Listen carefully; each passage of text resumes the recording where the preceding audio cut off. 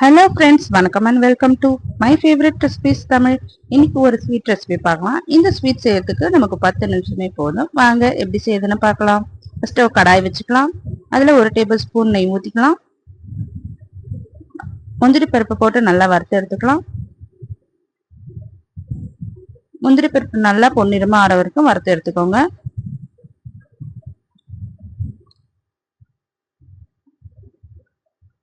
இப்போ இது நல்லா வறுபட்டுருச்சு. இது தனியா எடுத்து வச்சுக்கலாம்.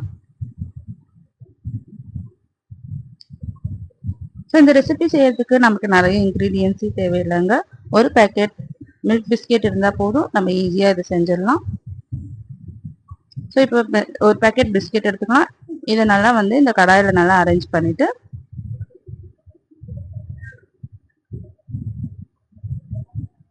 ஒரு 100 ml பால் ஊற்றிக்கலாம். நல்லா காய்ச்சி ஆற வச்ச பால் ஊற்றிக்கலாம்.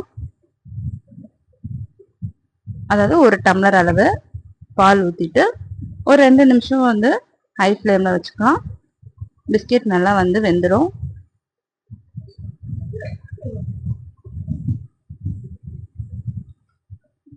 பாருங்க, பிஸ்கெட் நல்லா பாலில் ஊறிடுச்சு. இப்போ இதை நல்லா கலந்து விட்டுக்கலாம்.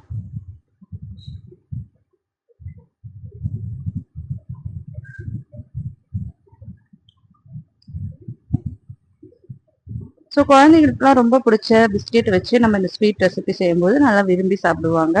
ஸோ கண்டிப்பாக செஞ்சு பாருங்கள். இப்போ இதில் 1 டேபிள் ஸ்பூன் நெய் ஊற்றிக்கலாம்.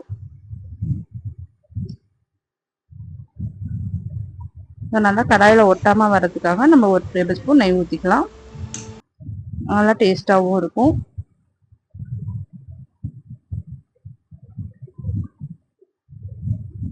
இப்போ நம்ம நாட்டு சக்கரை சேர்த்துக்கலாம். நான் இன்னைக்கு 200 கிராம் சக்கரை எடுத்துட்டு சொன்னேன். 200 கிராம் நாட்டு சக்கரை சேர்த்துக்கலாம். நம்ம ஒயிட் சுகர் வச்சு கூட செய்யலாம். நாட்டு சக்கரை சேர்க்கும் போது நல்லா கலர்ஃபுல்லாக இருக்கும், நல்லா டேஸ்ட்டும் டிஃப்ரெண்ட்டாக இருக்கும். ஸோ நீங்கள் நாட்டு சக்கரை வச்சு செஞ்சு பாருங்க. இப்போ முந்திரி பருப்பெல்லாம் போட்டுக்கலாம்.